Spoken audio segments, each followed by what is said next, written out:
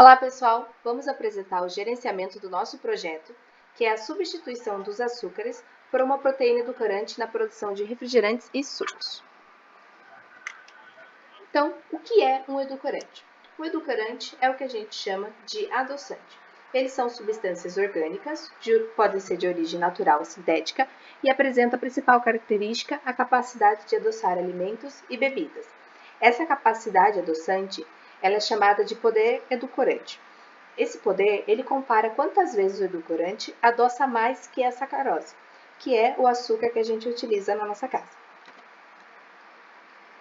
Bom, falando um pouco nas necessidades, temos grandes quantidades e variedades de refrigerantes que são zero açúcar, já existentes no mercado, e com um preço super acessível.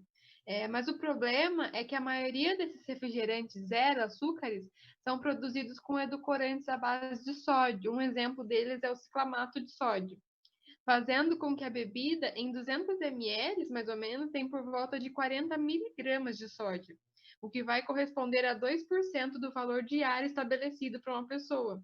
Então, por um lado, eles retiram o açúcar, mas por outro lado, a quantidade de sódio é muito expressiva. Então, ao substituir o edulcorante à base de sódio por uma proteína edulcorante, zeramos a quantidade de sódio e nós conseguimos aumentar a quantidade de proteína na bebida. Essa quantidade de sódio, ela pode ser pequena, mas se você for ver a quantidade que a pessoa for se alimentar durante um dia inteiro, ela pode estar excedendo a quantidade estabelecida para uma pessoa ingerir de sódio por dia. E isso, a longo prazo, pode acarretar muitas doenças. Referente à obrigatoriedade legal, a proteína edulcorante escolhida para a gente substituir foi a talmatina, onde, de acordo com a resolução RDC número 18, de 24 de março de 2008, dispõe sobre o uso de aditivos edulcorantes em alimentos. E, segundo essa resolução, a talmatina ela pode ser adicionada à quantidade que for necessária para a gente conseguir ter um efeito tecnológico esperado. Em relação a custos, o ciclamato de sódio custa em média R$ 35,00 o quilo e a talmatina ela custa em média R$ 300,00 o quilo. Podemos ver que a talmatina tem um valor bem acima do ciclamato de sódio, porém, entra o custo e benefício, porque a talmatina acaba adoçando 2.500 vezes a mais que a sacarose, enquanto o ciclamato ele adoça somente 30 vezes a mais que a sacarose. Então, por mais que a talmatina ela tenha um preço mais alto comparado ao ciclamato, o seu poder adoçante é muito maior, resultando em quantidades muito menores para a gente conseguir adoçar a mesma porção de bebida, o que financeiramente fica muito mais barato, muito mais acessível. Conforme o planejamento do nosso projeto, o resultado que se espera são sucos e refrigerantes sem calorias e sem sódio. O nosso prazo será de 55 dias, onde o orçamento de início para a compra de 1 tonelada de talmatina é de 300 mil, e 50 mil para pesquisa e desenvolvimento e 40 mil para marketing e propaganda.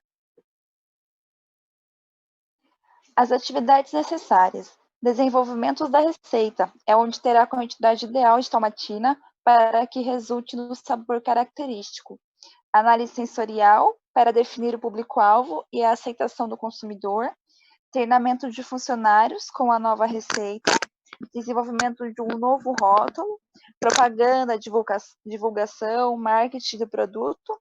O mapeamento de pontos de venda, venda e distribuição dos novos lotes e pesquisa e aceitação do produto.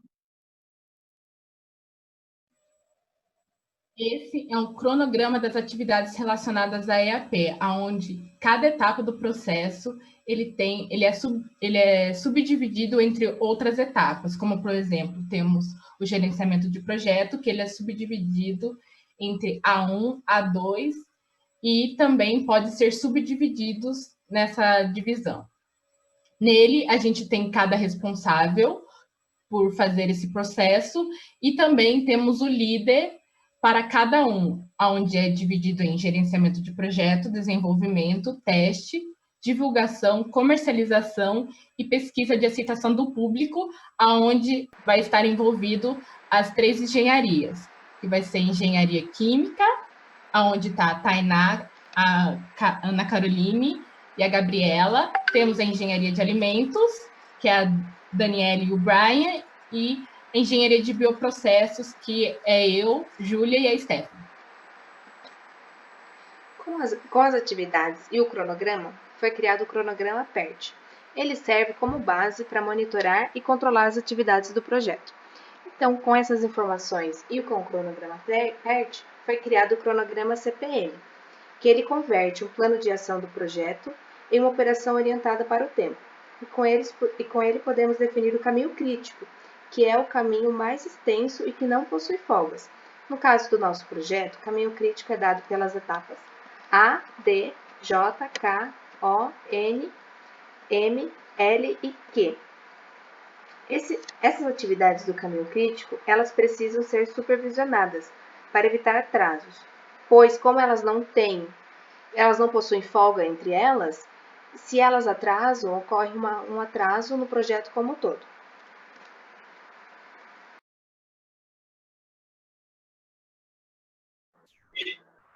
Na execução do projeto, a nossa equipe ficou dividida em analista de pesquisa e desenvolvimento para formular a receita da bebida, o engenheiro de alimentos para atuar no controle da qualidade e projetar a receita em escala industrial, o designer para desenhar um novo rótulo ou uma nova embalagem, o influencer ou pessoa de mídia para fazer uma propaganda e o marketing, e o vendedor externo para negociar os supermercados, mercearias e demais pontos de venda.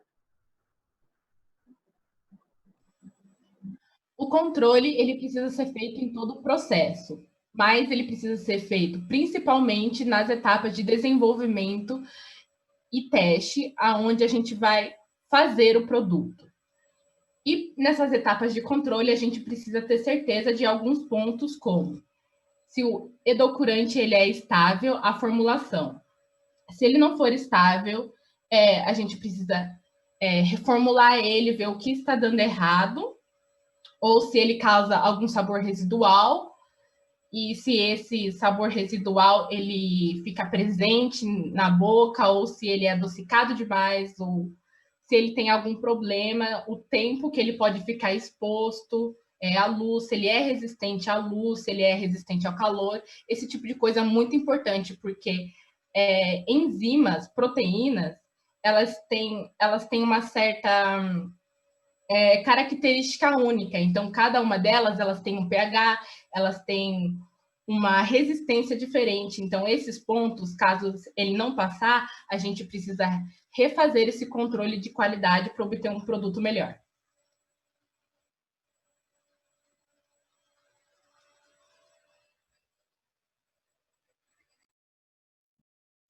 O objetivo final do nosso trabalho é ter um refrigerante sem calorias e sem sódio adoçado com a proteína do edulcorante, que seja estável ao produto e bem aceito pelos consumidores. O nosso objetivo é fazer a divulgação do nosso produto e não da proteína já inserida no refrigerante. A gente vai precisar fazer um acompanhamento, que se caso for colocado junto na formulação do refrigerante, se ele vai ter algum problema ou não. O produto ele não pode ser exportado para fora, ele vai ser só projetado para legislação no Brasil, porque cada país tem a sua lei, tem alguns países que não aceitam esse edulcorante nos alimentos já, em outros fins de alimentos. E no final a gente vai fazer um acompanhamento do produto no mercado com a aceitação das pessoas.